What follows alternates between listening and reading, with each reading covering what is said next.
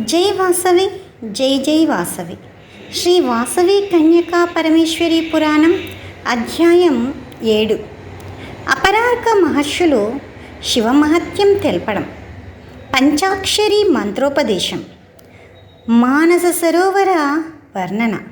వైశ్యుల ఘోర తపస్సు. ఇష్టమైన వస్తు బహిష్కరణ. అప్పుడు బ్రహ్మ మానసపుత్రుడైన అపరార్క మహర్షి వైశ్యులను ప్రేమతో సంబోధించాడు. కుమారులారా, నేను నీకు శుభమైన మాటలు పలుకుతాను. నిజమైన వీరులైన మీరు భూలోకంలో జీవించడం గురించి బాధపడకూడదు. మీరందరూ నా సూచన ప్రకారం చంద్రశేఖరుడిని భక్తితో పూజించండి. ఆ పరమశివుడే సృష్టికర్త, నియంత్రకుడు, విధ్వంసకుడు, సత్వలోకపతి, సత్పురుషుల భయాలను పోగొట్టేవాడు. అతని ప్రభావాన్ని ఎవరూ తెలుసుకోలేరు. సృష్టి ప్రారంభంలో ఈశ్వరుడు 1000 తలలతో కూడిన అసంఖ్యాక భుజాలతో భూమి, ఆకాశం, దిక్కులు మరియు అసంఖ్యాకమైన అనేక ప్రపంచాలతో కూడిన గొప్ప కాంతితో ప్రకాశిస్తున్నాడు. అటువంటి సమయంలో ఆ భగవంతుని పాదపద్మాలను, శిరోభాగాలను చూడడం గురించి విష్ణువు మరియు నాకు వివాదం ఏర్పడింది. మేమిద్దరం ఆ పాదకమలం మరియు శిరోభాగాలను చూడలేకపోయాము. ఈ అంతు చిక్కని శివరూపాన్ని ఎవరైనా ఎలా తెలుసుకోగలరు? ఒక్క క్షణం స్మరించడం మాత్రాన పాపాలు వాటిని కాల్చివేయగల శక్తి ఉన్న శాశ్వతమైన ఈశ్వరునికి శరణాగతి చెయ్యండి. పూర్వంలో దేవతలందరూ పత్ని సమేతులై విశ్వాధిపతి అయిన మేరు పర్వతాన్ని విల్లుగా చేసి నాశరహితమైన 4 వేదాలు మరియు వేదాంతాలను దుర్బలుడైన అంధకాసుర సంహారి అయిన ఈశ్వరుడిని గంధర్వ, కిన్నర, కింపురుష, నాగాదులతో పాటు త్రిపురాసుర సంహారానికి లొంగిపోయారు. తరువాత భూమిని రథంగా మార్చి ఆదిశేషుని గుర్రాలకు కట్టాడు. మేరు పర్వతాన్ని విల్లుగా చేసి సూర్యుడిని చక్రం చేసి పరబ్రహ్మ నారాయణుడిని బాణంగా చేసి సమర్థుడైన పశుపతియు త్రిపురను సంహరించాడు. ఓ పుత్రులారా, నా ఆజ్ఞ ప్రకారం ఈశ్వరుని భక్తితో పూజించి భూలోకంలో వంశాన్ని స్థాపించి కైలాసాన్ని పొందండి అన్నాడు. ఇలా అపరార్క నుండి ముక్తి మార్గాన్ని తెలుసుకున్న వైశ్యులు సంతోషించి, ఓ దేవోత్తమ, నీవు చెప్పిన ఈశ్వరుడి సంబంధమైన వ్రతం మా మహాభాగ్యం. మీరు చెప్పినట్లు చేస్తాము. మరిచిపోయి నిద్రపోయిన వారికి కస్తూరి లేపన దొరికినట్టు భూలోక ప్రవేశ ప్రతిపాదన ద్వారా యోగీశ్వరుడికి అవసరమైన శివతత్వము మాకు లభించింది. భక్త రక్షకుడైన శంకరుడిని తప్పకుండా పూజిస్తాం. అయితే ఆయనను ఏ మంత్రంతో పూజించాలి? పూజా నియమాలు ఏమిటి? ఆ వ్రతం యొక్క పద్ధతులు ఏమిటి? దయచేసి ఈ విషయాలన్నీ ఆలోచించి మాకు తెలియజేయండి అని ప్రార్థించారు. అప్పుడు అపరార్కుడు ఇలా అన్నాడు. ఓ పిల్లల్లారా, కామక్రోధ అనే శత్రువర్గాలను జయించి నిశ్చలమైన మనసు కలిగి ఇంద్రియాలను నిగ్రహిస్తూ చలి మరియు వేడి, సుఖ దుఃఖాలలో, శత్రుమిత్ర పక్షాలలో సామానులై ఇతరులకు హాని కలిగించకుండా నిత్యము సత్కార్యాలను చేస్తూ పరిశుద్ధుడైన భగవంతుడు శివుడిని ఆరాధిస్తారో అతడే శివుడని చెప్పబడతాడు. అటువంటి మంచి గుణసంపన్నులై మీరు ఈశ్వరుని పూజించండి. బంగారం, మృత్తికతో, వెండి లేదా పాదరసంతో లింగాన్ని తయారు చేసి గణపతి ముందు ఉంచి ధ్యానం చేసి పరమ భక్తితో పవిత్రంగా బిల్వంతో, తుమ్మిపూలతో, పువ్వులు, తెల్లని అక్షతలు, తెల్ల నువ్వులతో పూజించి ధూపము, దీపాలను, నైవేద్యాన్ని భక్తితో సమర్పించండి.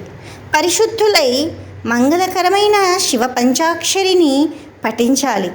ఈ ప్రకారముగా ఎవరు చేసెదరో వారికి శివుడు సులభంగా లభించును. ఆ విధంగా బ్రహ్మపుత్రుడైన మహర్షి వైశ్యులకు శివపూజా క్రమాన్ని వేదశాస్త్ర ఆగమ ప్రకారంగా సరిగ్గా చెప్పి శివ పంచాక్షరిని దాని తత్వమును ఉపదేశించెను.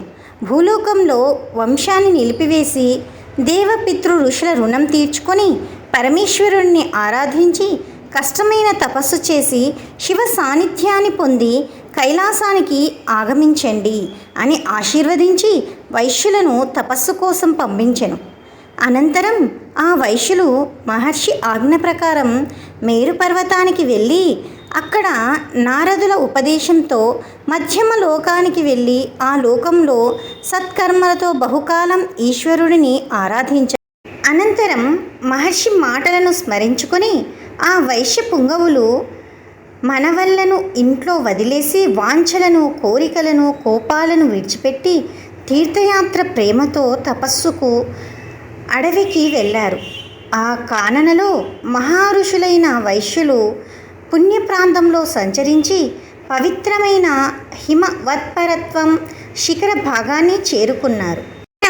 మానస సరోవరం ఒడ్డున జంబు చెట్లు, మర్రి చెట్లు, ముత్తుగ చెట్లు, మామిడి, తాళ చెట్లు, మాదల చెట్లు, నిమ్మ, బెల్లం, వేప, హిప్పి, పారిజాత, మందార, అశోకం మొదలైన అన్ని కాలాలలో పుష్పించే ఫలాలు ఇచ్చే మొక్కలు, మల్లెపూలు, గుత్తులు, జాజుల సమూహాలతో కూడిన సింహ, నెమలి, పాము, జింక, పులులతో కూడిన కశ్యప, అత్రి, భరద్వాజ, పులసస్త్య, పులహ మొదలైన మునిలతో ఉండిన మణిమయ గుహలతో ప్రకాశిస్తున్న దేవతలు, యక్షులు మరియు కిన్నరులతో ఉండిన పెద్ద ఆశ్రమంలో చేరారు.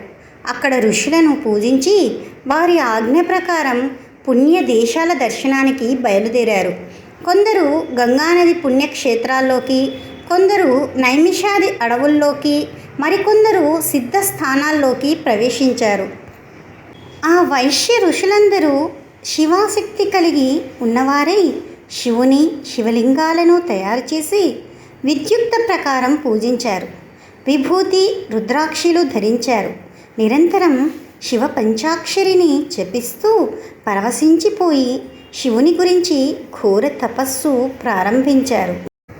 గ్రీష్మ ఋతులో పంచాగ్ని మధ్యలో, శిశిరంలో ఉదరంలో ఉండి, వర్షాకాలంలో మెరక భూమిలో రథం నుండి ఆకులు, నీళ్లను ఆహారం చేసుకొని వాయువును, సూర్యకిరణాలను, వెన్నెలను, పొగను ఆహారం చేసుకొని కొందరు, నిరాహారంతో కొందరు ఇంద్రియాలను జయించి క్రోధం, అసూయ, లోభం మరియు మత్సరాలను విడిచిపెట్టి దృఢమైన నిష్ఠతో మహాభీషణ తపస్సు చేశారు.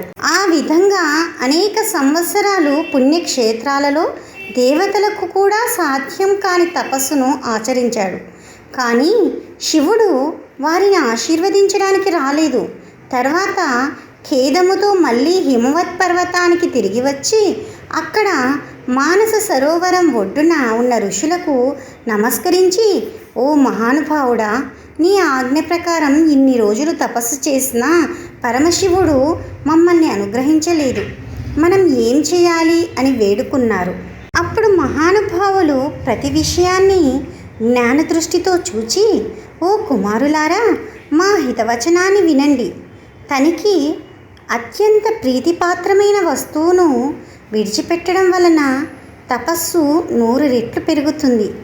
ఏ వైశ్యునికి భూమిపై తనకు అత్యంత ప్రియకరమో ఆ ప్రీతిపాత్రమైన పదార్థాన్ని విడిచిపెట్టాలి. వైశ్యుడు ఏదైతే విడిచిపెట్టాడో ఆ వంశంలో పుట్టినవారు కూడా దానిని విడిచిపెట్టాలి. ఇలా నియమం పెట్టుకొని మళ్ళీ తపస్సు చేస్తే త్వరలో శివుని కృపకు పాత్రులవుతారు. మహర్షి మాటలు విని సంతృప్తి చెందిన వైశ్యులు ఇష్టమైన వస్తువును పరిత్యాగ నియమదారులై ఇమ్మడి భక్తితో ఈశ్వరుని ఉద్దేశించి ఆ మానస సరస్సు తీరంలో తపస్సుకు కూర్చున్నారు. బొటనవేళ్లపై నిలబడి సాయంత్రం వరకు సూర్యుడిని చూస్తూ రాతి స్తంభాలలా నిలబడిన ఈ వైశ్యులను చూసి అందరూ ఆశ్చర్యపోయారు. వీరి తప ప్రభావానికి మునిశ్రేష్ఠులు, దేవతలు సంతోషించారు. జై వాసవి, జై జై వాసవి. 7వ అధ్యాయం సమాప్తం. మరలా 8వ అధ్యాయంలో కలుద్దాం. మరి మర్చిపోకుండా అందరూ లైక్ చేయండి, షేర్ చేయండి, సబ్స్క్రైబ్ చేయండి.